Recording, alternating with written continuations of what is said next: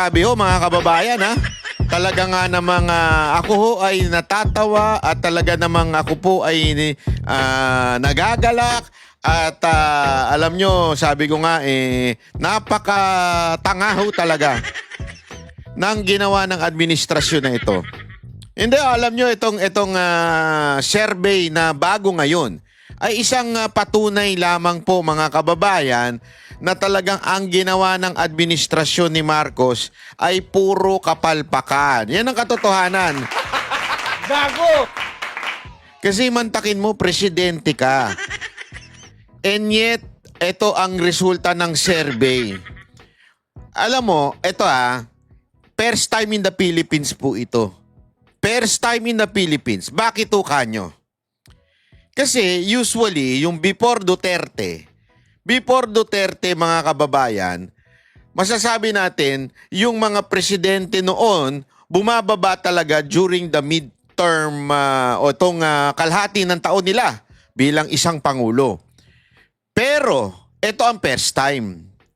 Hindi, nung mga nakaraang taon, hindi umaangat yung dating pangulo.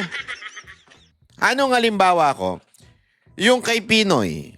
Halimbawa kay Pinoy. Nung siya ho ay presidente, midterm bumaba din siya. Pero hindi umangat yung nakaraang presidente na si Gloria. Hindi ho umangat. Naintindihan natin? Ibig sabihin, bumaba man si Pinoy noon because bumaba siya because of his performance. Pero walang nagsasabi noon, gusto namin ibalik si Gloria. Walang ganon. Ay, siguro meron iilan. This is the first time, mga kababayan, wherein in the middle of the panunungkulan ni Marcos, sinasabi ng taong bayan, balik tayo doon sa nakaraan. Gusto namin nakaraan, lumayas ka na dyan. Ganon. At hindi lang yun. O sige na nga, kung hindi man yung nakaraan, yung anak lang nung nakaraan. Ganon ka diring-diriho ang mga Pilipino kay Marcos. Di ba? Yan ang katotohanan. Yan po ang talagang katotohanan. Alam nyo, dapat talaga mag-isip ng administrasyon ni Marcos kung bakit nagkaganire. Kung bakit po nagkaloko-loko. Bakit? Marami ng factor dyan. Yung impeachment na nangyari, which is may survey din dyan na ayaw ng mga Pilipino. Hindi lang po yun. Yung illegal, no due process na ginawa nila kay Pangulong Duterte. Isa pa ho yun, di ba? Pero more than that, marami pa. Yung pagtaas ng bilihin, hindi mapigilang bumubulusok na pagtaas ng bilihin. Yung krimen na umaakyat, ang dami po niyan. Kahit i-deny nila ng i-deny. Kahit sabihin nilang fake news, fake news, fake news. Lahat sila fake news Yan na sinasabi. Hindi mo madideny yan kasi ramdam ng mga Pilipino yan. Yan yung mga basic needs. Ano yun? Food security, peace and order. Yan ang mga basic needs. Hindi ho nararamdaman ng taong bayan yun. Walang food security. Ibig sabihin, gutom na pagutom ng pagutom. As a matter of fact, kung dati nga, yung sahod, kahit papaano, kinakaya pa.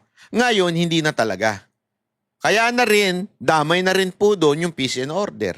Marami po tayong nakikitang mga krimen dahil ng mga lintik na kriminal, hindi kasya at kailangan nila ng pera. Pampagamot. Mantakin mo sa nakakita na walang health system na matino na bansa. Tayo lang ho yun. Tsaka yung mga Timbuktu siguro. At tsaka yung mga mahihirap na bansa. Tayo at ay mahihirap ang bansa. Yan yung mga walang health system. Mga kababayan, kung walang health system, ano pa ang mangyayari sa Pilipinas? Siyempre, maghihirap lalo ang mga Pilipino. Mantakin mo, sobrang mura na nga ng junk foods. Hindi, ito kung dati, di ba, ang usap-usapan dyan, kakain ka, pag mahirap ka, ito, itong panahon namin, yung panahon pa namin, pag ikaw, kumain ka ng tuyo, mahirap ka. Kumain ka ng galunggong, mahirap ka. Ngayon, hindi na. Mayaman ka pagka nakakain ka pa ng galunggong. Pag nakakain ka ng tuyo, mayaman ka pa. May pera ka pa kahit papaano. Di ba? Ano na pagkain ng mga mahihirap ngayon? Pansit Canton, ihahalo sa kanin. Asin, ihahalo sa kanin. O kung hindi kaya yung pagpag ni Bambam. Pagpag ni Bambam, naalala nyo? Yun. Yun ang ipakakain sa mahihirap. Di ba? So, ano ibig ko sabihin? Talaga naman yung quality of life bumagsak within 3 years. And ramdam ho ng mga Pilipino yan. That's why bumaba talaga ang ratings ni Marcos. Dagdagan mo pa ng mga abusadong politiko. Dinagdag mo pa yan, di ba? Alam naman natin, basta kalaban, pinag-iinitan nila. Akala kasi nila nakakalamang sila dun eh. Nakikita ng taong bayan yan. Di ba? Yung pinag-iinitan mo yung kalaban, nakikita. Kasi iisipin talaga ng mga Pilipino kaysa na ginagawa ang trabaho ng mga nasa gobyerno, namumuliti ka lang. Halimbawa, palala ng palala yung flood control. Di ba? Yung issue ng flood control, palala ng palala. Kaya tuloy, baha ng baha. Kitang-kita ng mga Pilipino yun. Naninanakaw ang pera ng mga Pilipino. At higit sa lahat, mga kababayan, sa tingin ko, malaking factor, ito talagang dumausdos pababa. Kasi talagang matindi na yung kahirapan, di ba? Matindi na yung mga kaganapan para po masabi nating nawawala ng tiwala ang mga Pilipino. Alam mo kung ano pa nagpa-highlight niyan? Inilagay pa nila si Yuse Claire Castro. Yun ang problema dyan. Gago! Yan, sabi nga yan ng cream. Dun sa, alam mo yun, sa cake, di ba? Yung cream, yun yung pinaka talagang nakakalason dun eh. Aside from matamis na nga yung cake, nilagyan mo pa ng cream na may gatas na lahat. Mas lalo pagtuloy nakadiabetes, di ba? Ano ibig ko sabihin? Palpak na nga yung gobyerno. Lalagyan mo pa ng Yuse Claire Castro na magsasabi na maggagawa ng dahilan. Alam mo, mas nakakainis yung gumagawa ng dahilan eh. Alam mo yung sa awayan, yung mga mag-aaway na mga jogjojowa, lalo na yung dalawang fame whore ngayon na walang ginawa kung hindi mag-post ng kanilang awayan, yung pangit na nangalunya. Kasi meron uso ngayon sa social media. Yung dalawang vlogger, ewan ko kung sino bang vlogger yung bagong salta na naman. Tapos, lahat ng kanilang katarantaduhan, yung katarantaduhan ng jowa niyang pangit na nagloko, tas maganda yung babae, maya't maya post ng post. Halatang for the views for the content, halata. Pero alam mo, ang masakit kasi doon, kaya nakaka-relate yung iba, kesa na umamin, nagdadahilan pa. Yun ang ginagawa ni Yuse Claire Castro. Kesa na aminin yung mga pagkakamali, lulusutan niya pa yun. Yun nakakabwisit eh. Kesa na mag-sorry ka, alam mo, ang tao, mas mas tatanggapin pa nila yung sorry. Kaya nga, naalala nyo kay Gloria, nung nag-sorry ang si Gloria, mas tinanggap Pero kung nagpalusot yun, sigurado ko lalo siyang madidiin dun eh. Pero nung nag-sorry, tapos nausapan. Hindi ko sinasabing tama yun na yung ginawa niya. Ang sinasabi ko lang, mas tatanggapin ng Pilipino kung magso-sorry o kaya we will make things better o ganyan, di ba? Hindi pag tinanong mo tungkol sa peace and order, sasabihin sa'yo fake news ka. Pag tinanong mo sa ganito, kasalanan ni Duterte. Wala talaga silang kasalanan. Kaya ka talaga mabibwisit kasi doon mo makikita, ninoloko nyo naman kami. Loko-loko na nga kami, nabudol na nga kami, lulukohin nyo pa kami.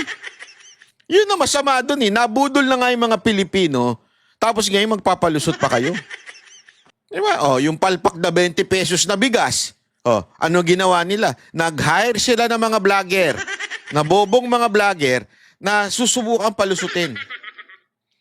Kasi ang issue sa 20 pesos na bigas dyan sa Cebu, hindi yung 20 pesos na bigas sa pipiling lugar o piling bentahan ng bigas. Hindi yun ang gusto ng Pilipino.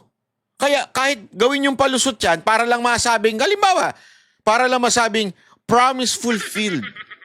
Kukuha sila ng 2 o 3 tindahan na magbebenta ng 20 pesos na bigas. Sinong niloko ninyo? Kaya lalong nabibwisit ang mga Pilipino. Mantakin mo para lang masabing, promise fulfill. Kukuha kayo ng 3 tindahan dyan ng bebenta ng bigas na 20 pesos. Sinong tindarantado ninyo? Tapos, etong mga fake news vlogger ni Marcos, pagpapalusot pa, kita mo na, mali ka ba, ba, bla bla bla, sabi mo, hindi na magkakaroon ng 20 pesos na bigas after the election. Nagkaroon nga, ilang araw lang, ilang tindahan lang. That's not the point. The point here, mga kababayan, is dapat bumagsak ang presyo ng bigas. Sa lahat. Luzon, Visayas at Mindanao, huwag nyo lolokohin ng taong bayan. Kaya nabibuisit lalo sa inyo mga Pilipino, niloloko ninyo Naloko na nga sila, lolokohin nyo pa. Di ba? Yun ang problema mga kababayan. Kaya tuloy busit na mga Pilipino. Kaya ngayon bumagsak lalo ang rating ni Marcos. That's the truth, di ba?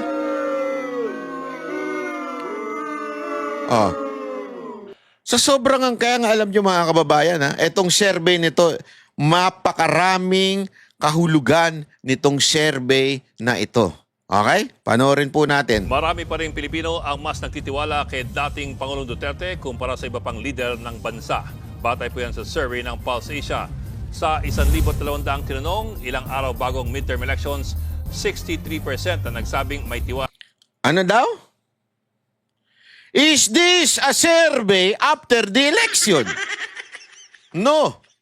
Is this a survey during the election? No.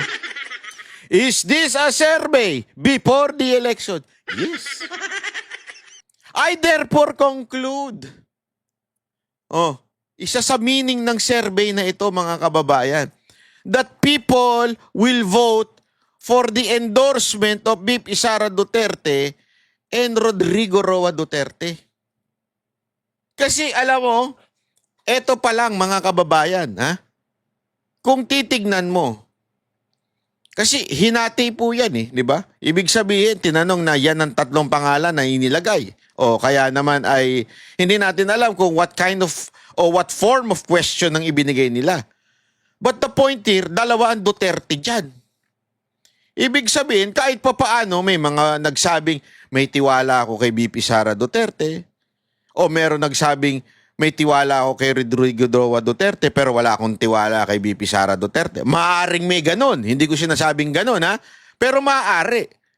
But the point here, 32% lang. Si Marcos mag-isa lang. And yet, 32% lang. Etong mag-ama, 2 pa sila. So, ibig sabihin, sa totoo lang, kung ang question ay between Marcos and Duterte, I think, mas mataas pa siguro ang matatanggap ng Duterte. Baka 20 na lang yan si Marcos. Ayun sa tingin ninyo. Di ba? Pero sige, for the sake of scientific explanation, sabihin na natin, 63% si Pangulong Duterte at 32% si Bongbong Marcos. Ibig sabihin nun mga kababayan, and this was survey, this survey was before the election. So, ibig sabihin po, malaki talaga ang chances na nanalo ang Duterte. Hindi man lahat. Hindi natin masabi makukonclude na lahat nanalo sila. Most likely, majority dapat. Maaring hindi na pumasok yung mga in-endorse ni Marcos. Kasi dyan pa lang before the election yan. Tinanong na, sino mas gusto ninyo? Sino mas tinagkakatiwalaan ninyo? Sa nino kayo may... tiwala, tandaan ninyo, trust rating ito, tiwala ito ng taong bayan. So, ibig sabihin, mga kababayan, mas may tiwala sila sa endorsement ni Rodrigo Roa Duterte kesa kay Marcos. As a matter of fact, si Rodrigo Roa Duterte o si Tatay Digong, talagang sinabi niya, iboto nyo tong Duterte o kalimutan nyo na lang ako. Ganun lang kasimple. Iboto nyo tong Duterte o kalimutan nyo na lang ako. At, ladies and gentlemen, nakakulong pa po yan. Si Marcos, umaattend na ng rally. Pabago-bago pa yung lineup niya kasi may nawawala, lalong-lalo na yung kapatid niya. Mantakin mo. nanalo pa yung ibang mga taga-alyansa.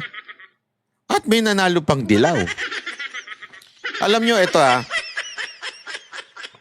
ako naniniwala ko na sinadyang may manalong dilaw na si Bam o si Kiko. Maaring hindi nila alam yung pandaraya. Maari kasi kahit nga sila nagulat eh.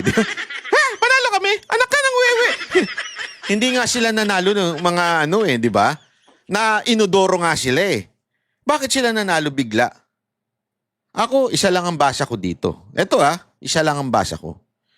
Sa tingin ko, yan ay pakikipag-alliance ng Marcos government o ng Marcos Araneta Romualdez government sa mga dilaw para po madagdagan sila ng bilang.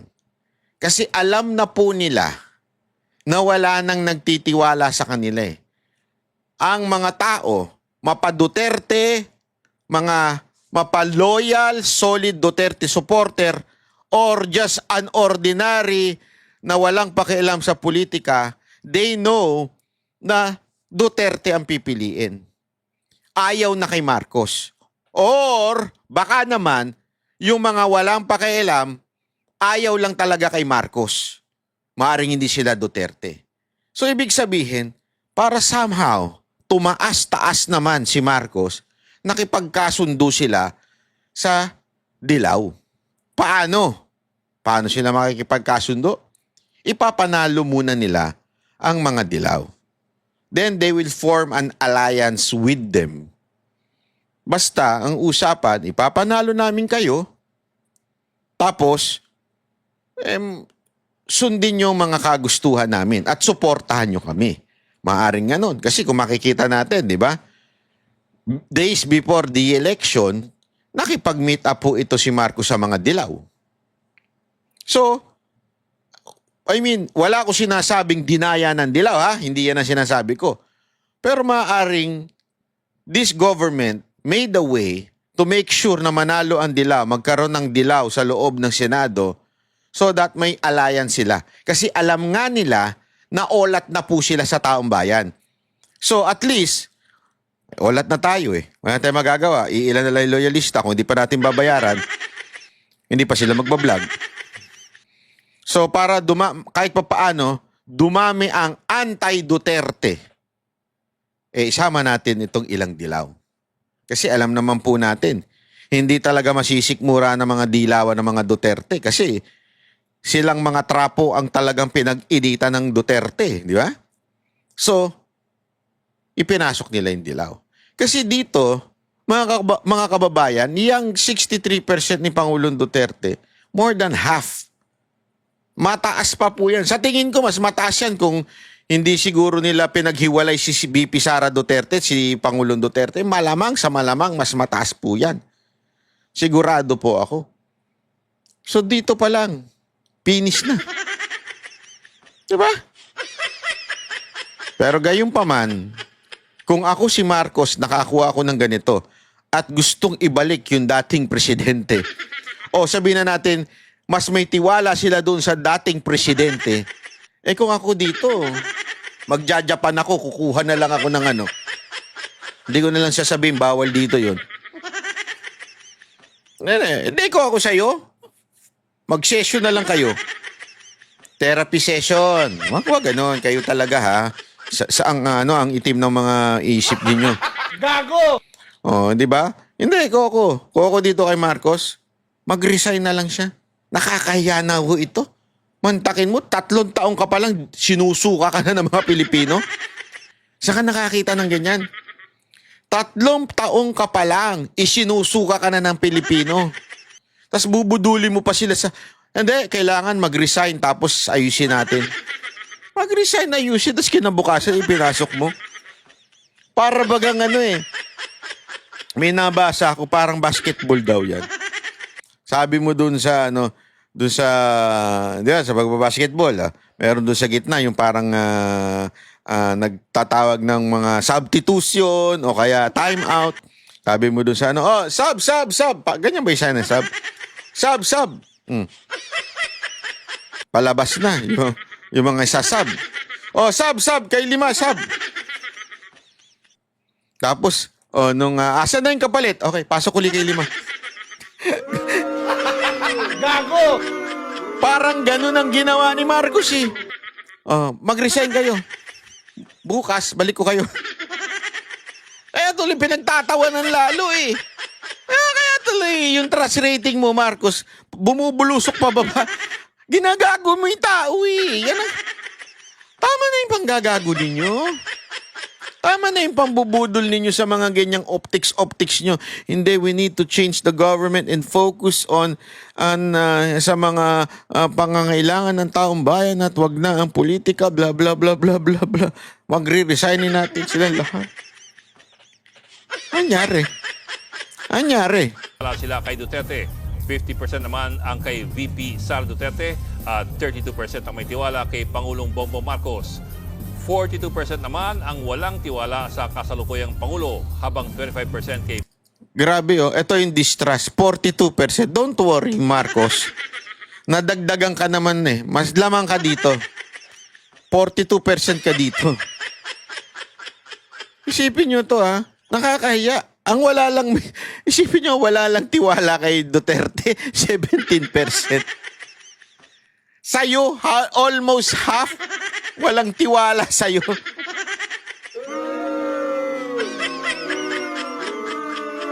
Kung ako presidente talaga, hindi, I mean, kung hindi makapal ang mukha ko, kunwari ako bilang presidente, hindi makapal ang mukha ko, di ba? Nakatanggap ako ng ganito, tayo na magre-resign ako.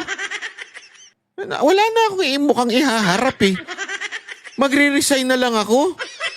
Kung ganito lang din naman yung statistic patungkol sa akin, resign na lang ako dyan. VP Sara at 17% ang walang tiwala kay dating Pangulong Duterte.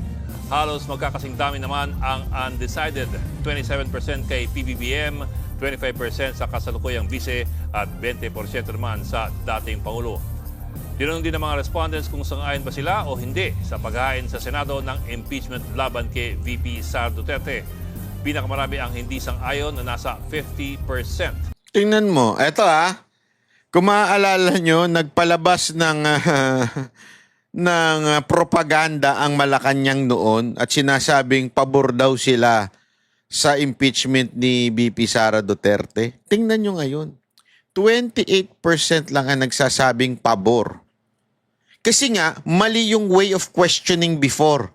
The way of questioning before is parang dapat bang sumagot ni VP Sara Duterte tungkol sa issue ng o yung may pananagutan, dapat bang sagutin? Tapos, siyempre, mga tao, dapat talagang sagutin para matapos na yan. Di ba? Ganun ang eh. But it doesn't mean na they're pro-impeachment. Pero yung nilabas na balita, ganun. Pro-impeachment ang mga Pilipino, gusto nila ma-impeach si VP Sara Duterte. Kasi nga, balita yun ng sariling network ng gobyerno. Naturalmente, ganun ang packaging nila. Ito, lumabas ngayon ito, 50% ayaw sa impeachment. Diba? At ilan lang ang may gusto, 28. The rest, wala silang pakialam. Hindi, kasi alam mo, ugali talaga ng Pilipino yan. Ano ibig ko sabihin? Alam mo, yan 21% na yan, at saka yung 1%, ayaw, ano din yan, ayaw din nila. Ano ibig sabihin ng ayaw din nila? Parang, wala kaming pakialam dyan. Hindi namin hindi namin gusto, hindi namin concern yan. Di ba? Kaya nga hindi namin alam kung mag-agree kami o disagree. O hindi namin alam yan. Sa madaling salita, dapat lang tingnan talaga dito ay yung 28%. 28% na masasabi mo, gusto namin ma-impeach si Inday Sara Duterte.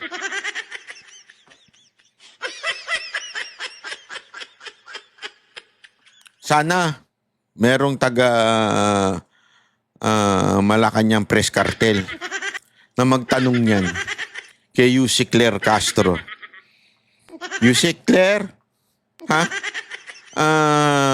ayaw pala ng mga taong bayan na ma-impeach si VP Sara Duterte.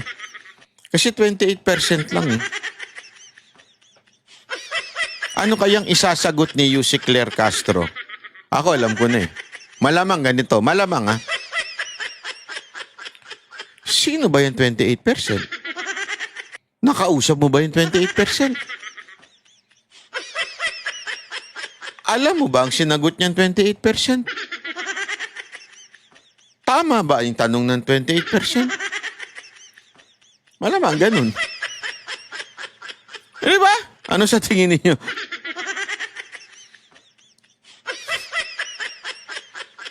Di ako talaga, kung di ba, alam naman natin na gusto natin na mabago yung mga sekretary. Ako, ayoko mabago si Yusek Claire. Parang awa mo na, BBM ha. Parang awa mo na, Marcos. Parang awa mo na, Bongbong. Huwag mong tatanggalin si Yusek Claire sa kanyang trabaho. Please, she is doing her job. And that job is to destroy your reputation or your, destroy your ratings, not reputation. Because of her, lalo kang bumubulusok. Kaya please lang, wag mo nang tanggalin niya si Claire Castro. Gusto namin yan dyan. Okay? Please lang ha, parang awa mo na.